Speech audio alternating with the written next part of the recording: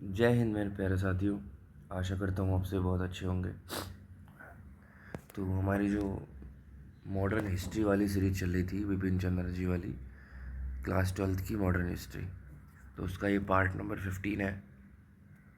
इससे पहले 14 पार्ट हो चुके हैं और इससे पिछले पार्ट में हमने देखा कि किस तरह मराठा और मैसूर राज्यों को भी हरा दिया गया था। टीपू सुल्तान को हराया, फिर मराठाओं को हरा दिया गया। 1817 में तो मराठाओं को बिल्कुल ही मतलब ख़त्म ही कर दिया था और पूरी तरह से ब्रिटिश का ही कठपुतली वहाँ बिठा दिया गया था। तो हमने देखा कि किस तरह जो भारतीय राजा थे, भारतीय शासक थे, उनकी आपसी फूट का ही अंग्रेज़ों ने फ़ायदा उठाया। अंग्रेज़ों ने हर जगह आपसी फूट का फ़ायदा उठाया और उन राजा महाराजा जो भी लोग थे वहाँ, जो धोखेबाज लोग ने, मतलब हर घर में इन्होंने विभीषण ढूंढा और उस विभीषण की मदद से वहाँ के शक्तिशाली राजाओं को हराया। ना सिर्फ वहाँ के राजाओं को हराया बल्कि फिर बाद में उस विभीषण को भी कठपुतली बनाकर बिठाया और फिर उस विभीषण को भी मार डाला इन्होंने। इनकी हर जगह यही नीति रही। हर अलग अलग गवर्नर जनरल आए, जैसे कि इससे पहले ये ब्रिटिश एक वेलेजली आए थे, फिर लॉर्ड वॉरेन हेस्टिंग आए, फिर उसके बाद में जो है ये लॉर्ड डलहौजी करके आए।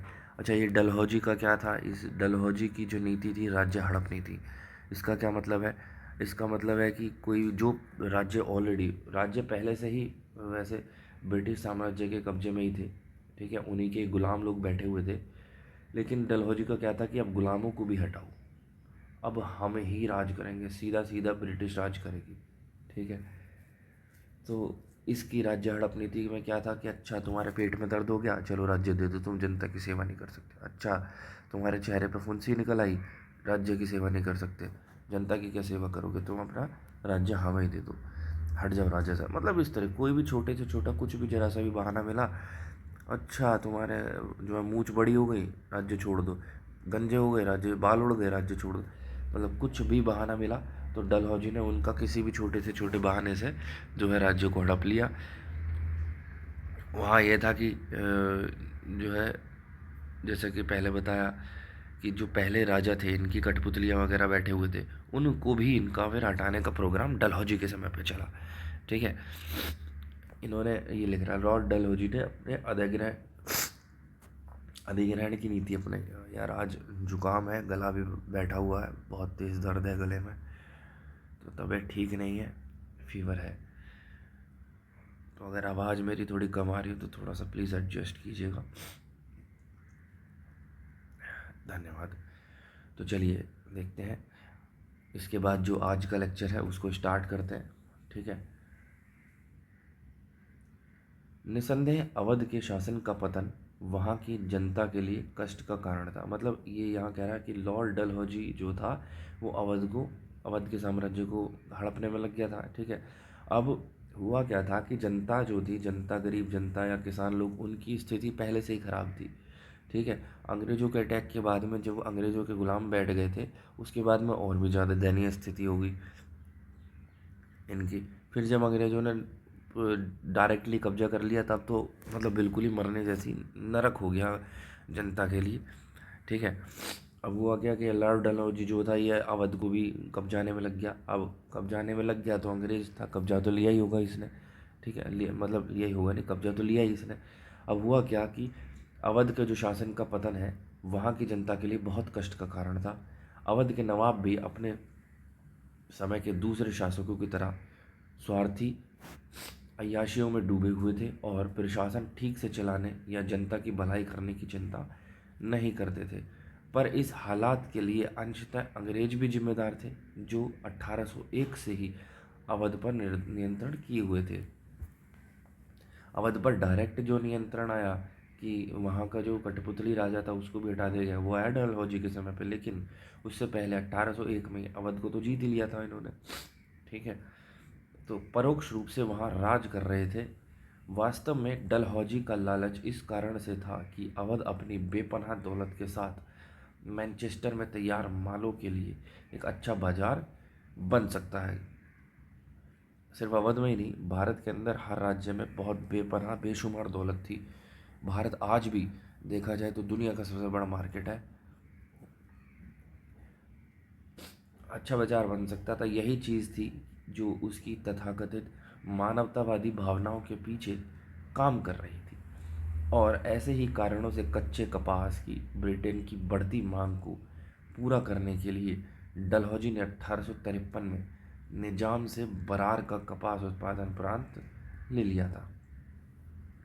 तो 1853 में इसने क्या किया कि जो वहाँ का निजाम था उससे बरार का कपास उत्पादन के ले लिया, क्योंकि उनकी कपास के कच्चे माल की जो है डिमांड बढ़ रही थी अंग्रेज़ों की। यह बात हमें स्पष्ट समझ लेनी चाहिए कि देशी राजा के बने रहने या हड़पे जाने का उस समय कोई अधिक महत्व नहीं रह गया था। अब राजा जो थे, देशी राजा, वो या तो वहाँ रहते या उन्हें हटा देता कोई, ये डलहौजी आके कोई मतलब थोड़ी ना था। वो ऑलरेडी ब्रिटिश साम्राज्य के वो कहते हैं ना कि प्रधानमंत्री या मंत्री परिषद जो है उसके मंत्री, इनका जो पद है वो राष्ट्रपति के प्रसाद पर्यंत पे चल रहा। तो इसी प्रकार वहाँ के जो राजा थे उनका जो पद था या वो राज्य जो कर रहे थे, राज्य में राजा जो कर रहे थे, तो वो सिर्फ और सिर्फ ब्रिटिश साम्राज्य के प्रसाद पर्यंत पर, उनके रहमो कर्मों पर ही पल रहे थे वो। ठीक है। वास्तव में तब कोई भारतीय राज्य भी था, कोई भारतीय राज्य था भी नहीं। सुरक्षा प्राप्त देशी राज्य भी उसी तरह ब्रिटिश साम्राज्य के भाग थे जिस तरह कंपनी के प्रत्यक्ष शासन वाले इलाके। अगर कुछ राज्यों पर ब्रिटिश नियंत्रण का स्वरूप बदल गया तो तो केवल अंग्रेज़ों की सुविधा के लिए, वहाँ की जनता के हित का इस परिवर्तन से कोई संबंध नहीं था। तो यहाँ हमारा ये वाला चैप्टर होता है ख़त्म। इससे बाद में आता है नया चैप्टर,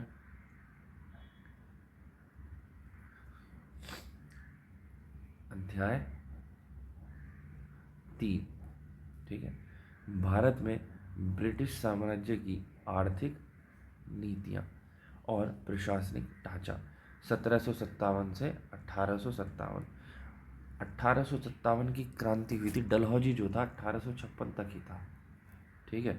अब देखेंगे जो इसका काल जो लिखा हुआ है वो सिर्फ 1856 तक लिखा हुआ है।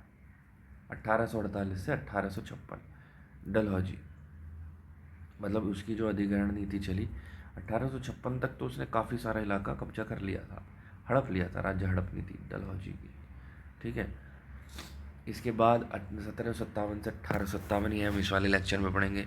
1857 की क्रांति आएगी फिर, जिसमें मंगल पांडे साहब थे, जो क्रांति की पहली गोली मंगल पांडे ने चलाई थी। उन्होंने देखा 1857 में बहुत मतलब हालत ख़राब हो गई थी ब्रिटिशर्स की, तो उसके बाद में तो ये ब्रिटिशर और ज़्यादा सख्त हो गए थे।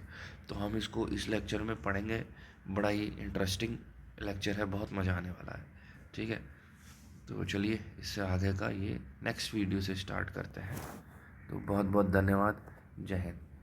नेक्स्ट वीडियो हमारी होगी लेक्चर नंबर 16। जय हिंद मेरे प्यारे साथियों।